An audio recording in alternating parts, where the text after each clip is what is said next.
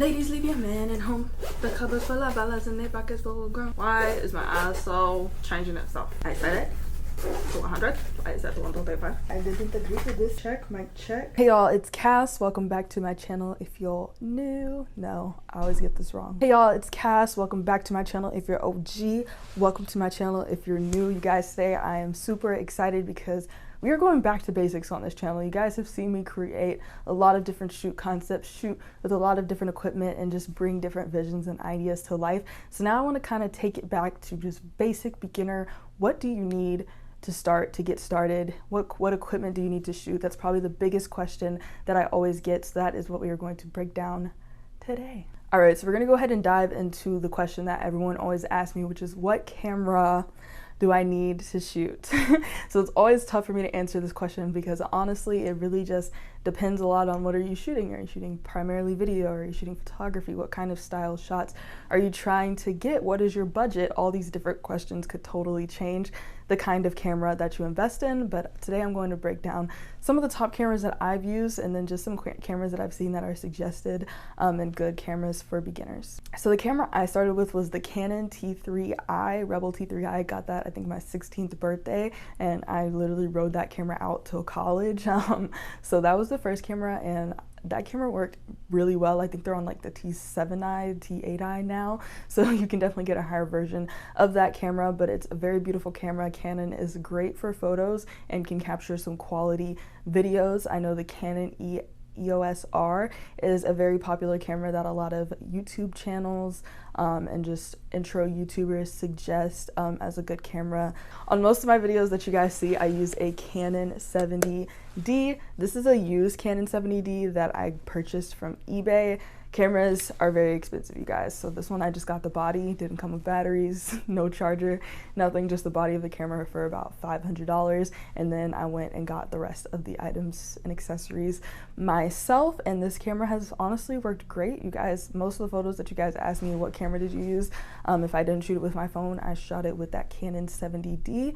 Again, they have upgraded versions of this camera, but I definitely suggest getting just a used body or just a body of a camera, because 9 times out of 10, you're gonna wanna purchase your very own lens, which we'll get to next. But if you can purchase the body of the camera, it's gonna be cheaper than purchasing the camera with the kit lens. Lastly, the camera that you guys see me using now and in most recent videos is a Sony a7S III. When I tell you guys, this is literally my dream camera. I was always very interested in film. I went to school for film and television, so ultimately as a content creator, this was the camera that I just felt like this was my last camera. I'm like, once I get the Sony a7S III, I'm done. I don't need to upgrade or buy any new cameras from there on. So this is a great camera. It shoots 4K, it shoots 120 frames per second at 1080p, which is just a bunch of tech talk for saying I can get some really good looking slow motion clips. So this is a great camera, you guys, but I definitely worked my way up to getting this camera.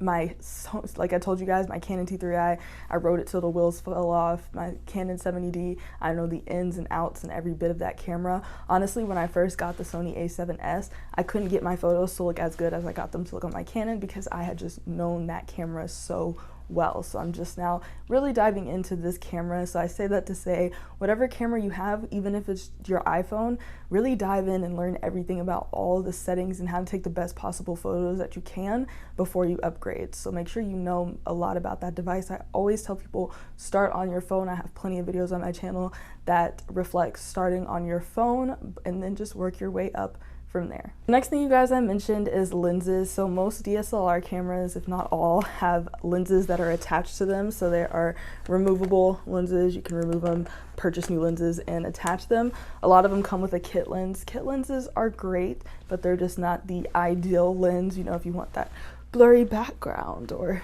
this or that kind of look. If you want a super wide angle, that's typically not going to be able to be captured through the kit lens, so you may want to buy another lens. This Canon 70D has a 10 to 18 millimeter lens. I love it. I pretty much always leave it on because I can shoot super wide shots, which look really, really cool for some of my photos. When I'm doing low angle and you guys see like the long leg look, that's with the Canon 70D. My Sony a7S has a 24 to 70 millimeter lens on it, so I can get kind of wide, but then I can also get these nice close-up portrait shots. And then, of course, cameras, iPhone cameras now, you guys, have several little camera options on here. This is the iPhone 11, which I just recently got and started shooting with, and I love it because again, I can shoot wide angle camera, or I can shoot regular camera, or portrait mode. So there's several different options, you guys, when it comes to lenses. So that's why I do suggest when you are finally purchasing, upgrading from your phone to your camera, buy a camera body and then really look at what lens you want. If you're doing portrait photography, then you may want to look at an 85mm or 50mm lens, because those typically get the best portrait photography look. If you're trying to be a bit more wide angle, shoot different angles, try different aesthetics, you might want to try out wide angle lens. Telephoto lens like this Sony a7S 24-70 will allow you to do different zooms, different millimeters with one single lens. So definitely do your research and look at different videos. There's YouTube videos that people literally just shoot with a certain lens and they tell you what lens they shot with, and then from there kind of break down what lens you want. Honestly, you don't need more than 2 lenses, really, maybe 3. But I guarantee you, if you buy like a crazy amount of lenses, you're only gonna really gravitate toward 2. Side of the camera, the next important thing, and this is only for self photography, is going to be the tripod. So you need something to stabilize, hold your camera. So I use a tripod in order to hold my camera. Back in the I used to stack up some books or whatever I could to get my camera stabilized, but a tripod is definitely the easiest way to go. Of course, they have iPhone tripods. I'm using a tripod here for my cameras. I basically use the same tripod for every camera, and that is how I stabilize. You don't really have to do that if you're shooting other people, unless you're shooting video. If you're shooting video of other people, but we're on photography, we're talking about photography today. So for photography, you don't really need a tripod because you typically will be holding the camera, but you could get one. It's up to you. So the last really important thing that a lot of people ask about when it comes to photography, you guys, is lighting. So I do suggest, if you're shooting portrait, I started off shooting senior photos outside. I just shot with the sun, so definitely look up, research what your local golden hour time is, and that is the time that you want to shoot. Sunset, sunrise, you'll get the best lighting. You won't have a lot of harsh shadows and it won't be too dark for you to shoot. So that is my #1 suggestion. If you want to kind of manipulate the sun, if you're shooting in the afternoon, you can get a reflector, and then with the reflector you can kind of move the sun, but for that you have to have someone assisting you on your shoot so that they can reflect the sun onto the subject's face. But reflectors are super affordable, so that's an option. Another one, if you guys are shooting on the go or at night, you can get a portable light. So there are portable lights that just go right onto the top of your camera. There's portable lights that actually have their own stand. The 2 LED lights I use, you can buy portable batteries for them. I've seen portable ring lights, so those are really useful because you can take them on the go with you and still get really good lighting regardless of where you are. And then lastly, just lights that plug in. So studio lights, again, like I said, I use 2 newer LED lights. Sometimes I use softbox lights. It just depends on what kind of lighting style I'm trying to get.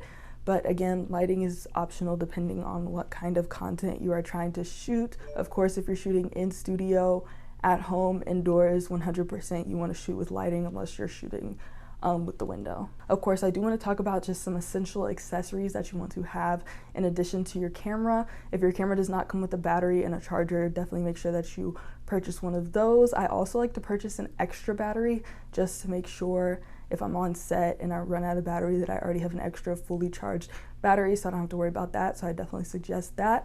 I use memory cards for photography. Your memory cards do not have to be that large. You could do 32, 64 gigabyte memory cards, and that is totally fine. And then of course I suggest having a memory card holder. Those things are great. I really don't know how I survived without a memory card holder, you guys. Like, if you guys want to check out any of the equipment that I mentioned, check out my Amazon storefront. I just became an Amazon influencer. So check out the Amazon storefront that I link below. I created some lists of the essential equipment I use for my videos, as well as just the iPhone equipment that I use whenever I'm shooting with my phone. So you guys can definitely check that out and review everything that I mentioned in this video. But I hope you guys get started on your photography. I'm really excited to see what you guys create. I know this was primarily for the 30-day create challenge, but of course you guys can always use hashtag CREATEWITHCASS, and I will check that tag just to see what you guys create with any advice that I give y'all. But I'm really excited. We're going back to basics this month, next month, and just with the next few videos. So let's get it. Bye. It's getting hot in here, so take them fire clothes. I am getting so hot. I'm gonna take my clothes off. Y'all have to clean like my whole room tonight. It is Tuesday, it is 10 p.m. I got those. Oh gosh. How do these full-time job influencers do it? My skin's looking good. Can I just like stay like this for the rest of the week? Good night, y'all.